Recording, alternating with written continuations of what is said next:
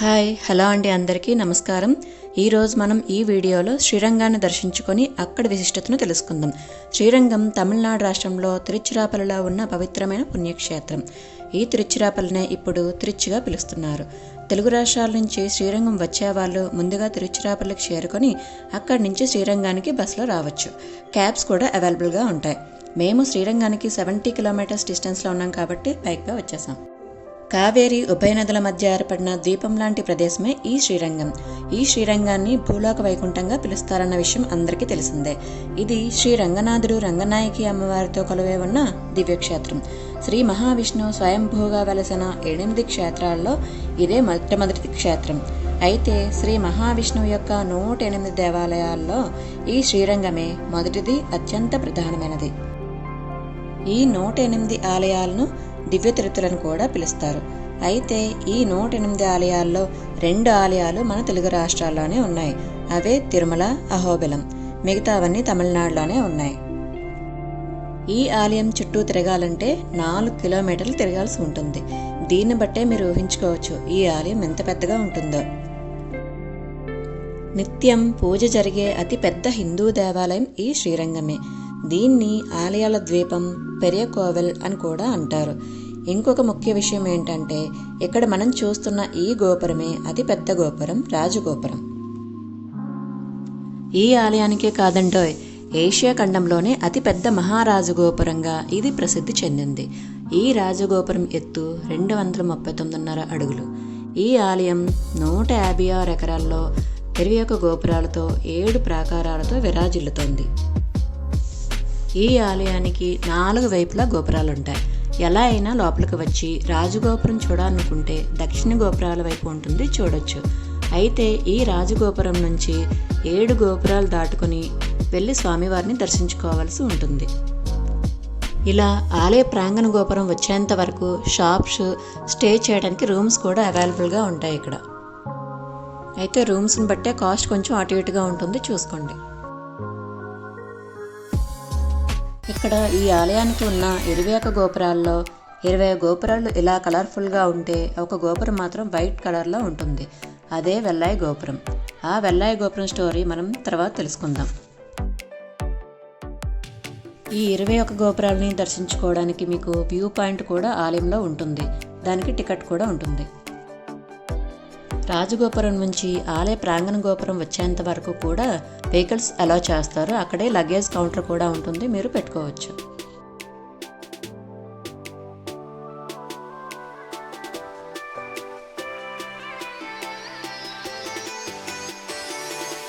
ఇక్కడ వ్యూ పాయింట్లో ప్రత్యేకంగా ఉన్న వెల్లాయి గోపురాన్ని మీరు క్లియర్గా చూడొచ్చు. దీని గురించి తర్వాత చెప్తాను, స్కిప్ చేయకుండా చూడండి. ఇక్కడ మేము వెళ్ళేటప్పుడు స్వామివారి దర్శన భాగ్యం కలిగింది. మీరు కూడా దర్శించుకోండి. శ్రీరంగంలో స్వామివారికి ప్రతి ఏటా 4 బ్రహ్మోత్సవాలు జరుపుతారు. ఉత్సవాల్లో ఉన్న స్వామివారిని పెరుమాలని ఉత్సవమూర్తి అని పిలుస్తారు.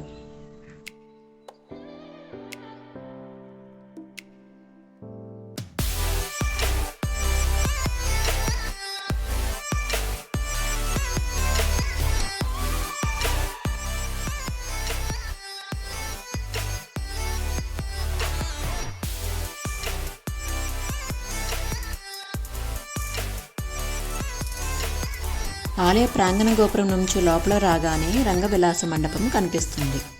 ఇదేనండి ఆ రంగవిలాస మండపం.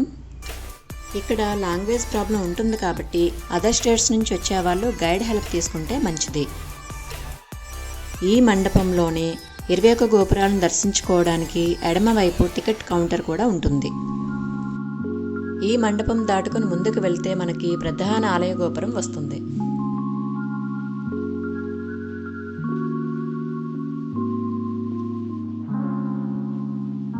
ఈ 21 గోపురాలను దర్శించుకునే వ్యూ పాయింట్కి మార్గం ఇదేనండి.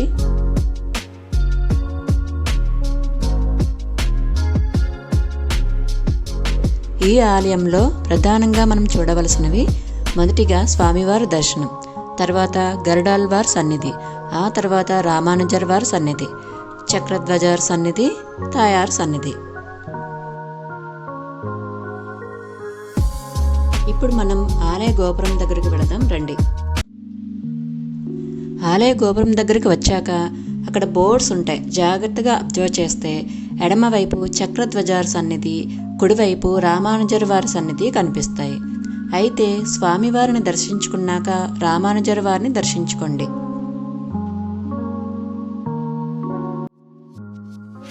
ఇక్కడ స్వామివారి దర్శనం టైమింగ్స్ అన్ని ఆలయాల్లా కాకుండా డిఫరెంట్గా ఉంటాయి.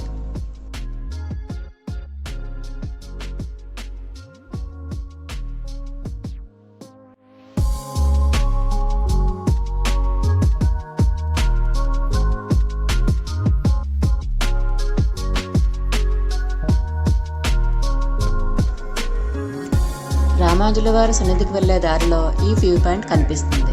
ఇక్కడ చూడండి, రాజగోపురం ఎంత బాగా కనిపిస్తుందో కదా. ఆలయం లోపలికి వెళదాం రండి.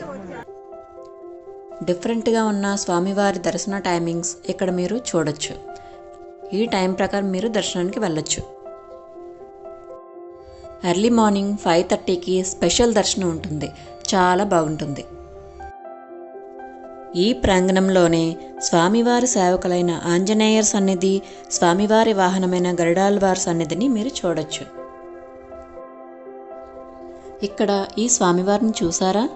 దీని అర్థం మీరు నన్ను చేరుకోవాలంటే అన్నీ వదిలేసి రండి అని అర్థం. ఇప్పుడు మనం గరుడాళ్వార్ సన్నిధికి వెళదాం రండి. ఇదే గరుడాళ్వార్ సన్నిధి.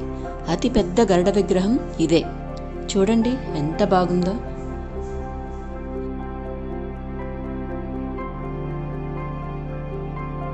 ఎర్లీ మార్నింగ్ 5:30కి స్పెషల్ దర్శనం టైంలో స్వామివారికి చూపించే ఆవు ఇదేనండి.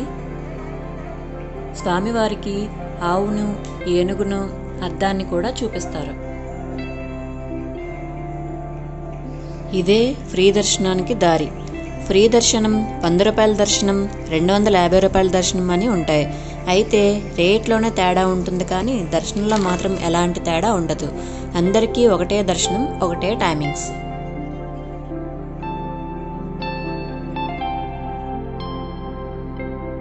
ఇదే తాయారు సన్నిధికి దారి. ఈ ఆలయంలో ధన్వంతరి సన్నిధి, తాయారు సన్నిధి, వేణుగోపాల స్వామి వారి సన్నిధి, ఇలా 53 సన్నిధులు అంటే ఉప ఆలయాలు ఉంటాయి. ఒకే ఆలయంలో 53 ఉప ఆలయాలు ఉన్నాయంటే ఈ ఆలయం ఎంత పెద్దగా ఉంటుందో మీకు అర్థమయ్యే ఉంటుంది. తాయారు సన్నిధికి వెళదాం రండి. స్వామివారి అమ్మవారినే తాయారు అంటారు. ఇక్కడ అమ్మవారిని శ్రీరంగనాచియారమ్మవారిగా, శ్రీదేవిగా, శ్రీ రంగనాయక మందిరంగా సేవిస్తారు. అయితే ఇక్కడ తాయారు శ్రీదేవి అమ్మవారిగా అందరికీ దర్శనమిస్తుంది. ఇక్కడే ధన్వంతరి సన్నిధి కూడా ఉంటుంది. ధన్వంతరి సన్నిధిపై ఉన్న మంత్రాన్ని జపిస్తే సకల ఆరోగ్యం లభిస్తుందని అంటారు.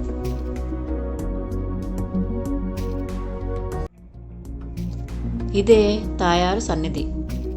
ఈ సన్నిధికి ఆపోజిట్లో పరమపద వాసల ద్వారం ఉంటుంది.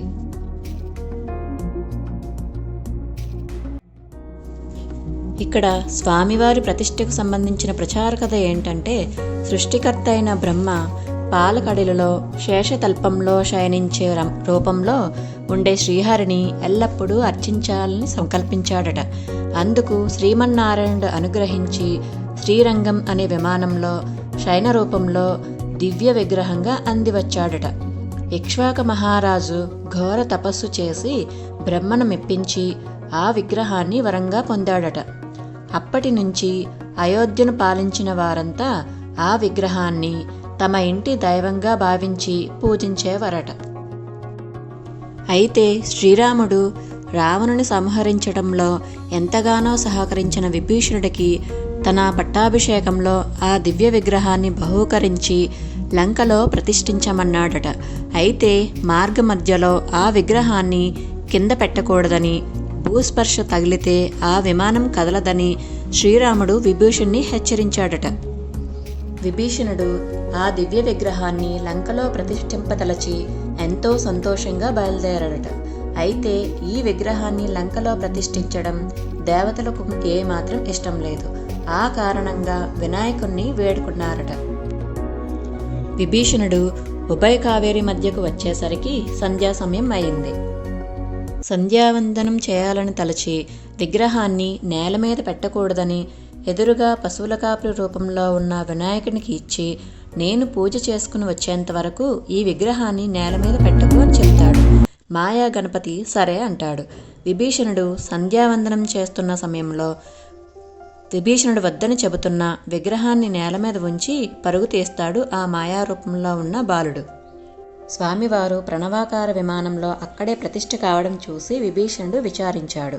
అప్పట్లో ఆ ప్రాంతాన్ని పాలించే రాజు ధర్మచోళుడు అతన్ని ఓదార్చి అతని అనుమతితో అక్కడే ఆలయాన్ని నిర్మిస్తాడు. అయితే విభీషణుని కోరిక మేరకు స్వామివారు లంక వైపు అనగా దక్షిణ దిశగా తిరిగి ప్రతిష్ఠించబడ్డారట. తాయారు సన్నదికి వెళ్లే దారిలో మోక్ష మార్గం ఉంది, రండి చూద్దాం. దాని ప్రత్యేకత ఏంటో తెలుసుకుందాం రండి. ఇక్కడ కనిపిస్తున్న పాదాల ముద్రలపై మన పాదాలు పెట్టి ఆ హోల్స్లో మన ఫింగర్స్ ఇక్కడ చూపిస్తున్నట్టుగా పెట్టి సైడ్కి బెండయి చూస్తే స్వామివారి పరమపదవాసుల ద్వారం కనిపించాలి. కానీ ఎవ్వరూ చూడలేకపోతున్నారు. ఇదేనండి పరమపదవాసుల ద్వారం అంటే మోక్ష మార్గం. అలా చూస్తే మోక్షం లభిస్తుందని అంటారు. మీరు కూడా చూస్తే చూడగలిగారో లేదో నాకు కామెంట్ చేయండి.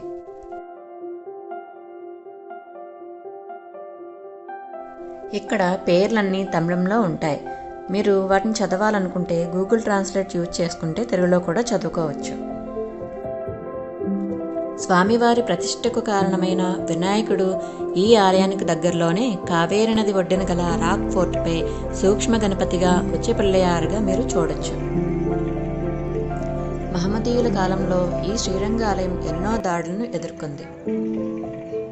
ఇక్కడ కనిపిస్తున్న గోపురమే వెల్లాయి గోపురం. ఇది వైట్ కలర్లో ఉంది చూసారా. ఇక్కడ 21 గోపురాల్లో అన్ని గోపురాలు కలర్ఫుల్గా ఉంటే ఈ ఒక్క గోపురం మాత్రమే వైట్ కలర్లో ఉంటుంది. ఢిల్లీ సుల్తాన్లు శ్రీరంగంపై రెండవసారి దాడి చేసినప్పుడు అడ్డు వచ్చిన 12,000 మంది శ్రీ వైష్ణవులను ఆవులను అతి దారుణంగా చంపేశారు. ఆలయాన్ని చాలా వరకు ధ్వంసం చేసి ఆలయంలో ఉన్న బంగారం నగదు దోచుకున్నారు.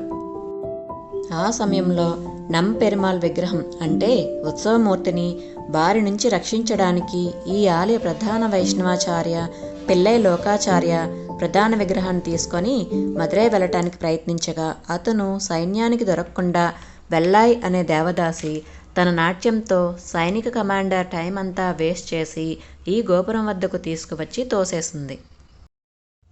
అయితే తప్పు చేశానన్న అపరాధంతో శ్రీ రంగనాథుని తలుచుకుంటూ తను కూడా ఆత్మహత్య చేసుకుంది. అప్పటి నుంచి ఈ గోపురం వెల్లాయి గోపురంగా ప్రసిద్ధి చెందింది. వెల్లాయి అనగా తెలుగులో తెలుపు అని అర్థం. ఇక్కడ దేవదాసి అంటే దేవుణ్ణి సేవించేది అని అర్థం. వెల్లాయి గోపురానికి ఎడమవైపు 1000 కాళ్ళ మండపం కూడా ఉంటుంది, చూడొచ్చు. ఒక్కొక్క స్తంభంపై చెక్కిన శిల్పాలు చాలా అద్భుతంగా ఉంటాయి. దర్శనం అయ్యాక ఎగ్జిట్ వైపు వస్తే మీరు స్వామివారి బంగారు గోపురాన్ని దర్శించుకోవచ్చు.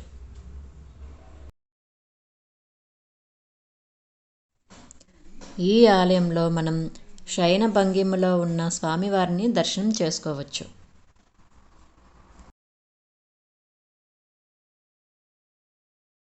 ఇప్పుడు మనం రామానుజర్ వారి సన్నిధికి వెళదాం రండి. ఇదేనండి రామానుజర్ వారి సన్నిధి. ఈ రామానుజర్ వారి ఆలయంలో 850 ఏళ్లకు పైబడిన రామానుజర్ వారి దేహం ఇప్పటికీ అలానే ఉంది. పద్మాసన స్థితిలోనే ప్రాణాలు విడిచిన అతని శరీరాన్ని ప్రత్యేక లేపనాలు పూసి భద్రపరిచారు. ఇదేనండి రామానుజుల వారి దివ్యదేహం. రామానుజుల వారి దేహం ఉత్సవమూర్తిలా కనిపిస్తుంది. ఈ విగ్రహం వెనకాలే రామానుజుల వారి దేహం ఉంటుంది. కావాలంటే అక్కడ వారిని అడిగి మీరు చూడొచ్చు. ప్రతి ఏటా ఆయన దివ్య దేహానికి ఉత్సవం చేస్తారు. ఆ రోజు ఈ దేహానికి కర్పూరం, కుంకుమ పువ్వు కలిపిన లేపనాన్ని ఆయన శరీరానికి పోస్తారు. ఇలా కొన్ని వందల సంవత్సరాల నుంచి చేయడం వల్ల రామానుజుల వారి శరీరం ఒక ఎర్రని వర్ణంలో కనిపిస్తుంది. రామానుజుల వారు శ్రీరంగం ఆలయ ధర్మాధికారిగా బాధ్యతలు స్వీకరించి ఆలయాన్ని అభివృద్ధి చేశారు. ఇక్కడి స్వామివారు రామానుజుల వారి వద్దకు బ్రాహ్మణ రూపంలో వచ్చి నామం పెట్టించుకున్నారని ప్రసిద్ధి. స్వామివారు పూజారులకు కనిపించి రామానుజుల వారి శరీరాన్ని నా ఆలయంలో ఒక ఉపాలయంగా కట్టించి ప్రతిష్ఠించమన్నారట. అప్పటి నుంచి రామానుజుల వారి ఆలయం ప్రసిద్ధి చెందింది.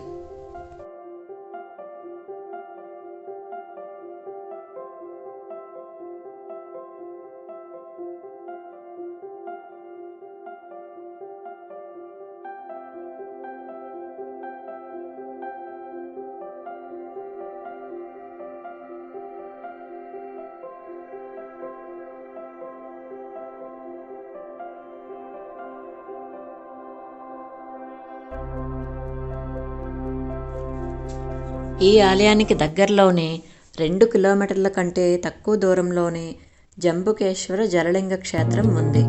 ఇక్కడ ఈ జలలింగ క్షేత్రాన్ని తిరువన్కోవెల్ అంటారు. ఈ శ్రీరంగం వచ్చినప్పుడు దీన్ని కూడా మీరు దర్శించుకోవచ్చు.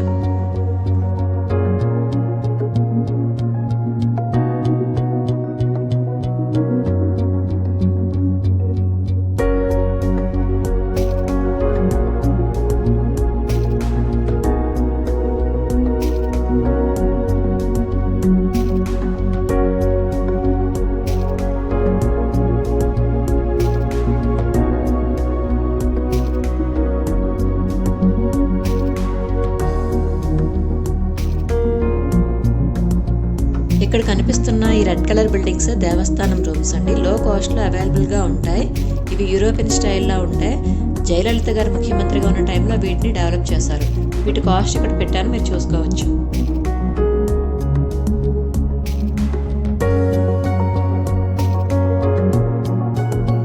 Thank you for watching. Please like, share and subscribe.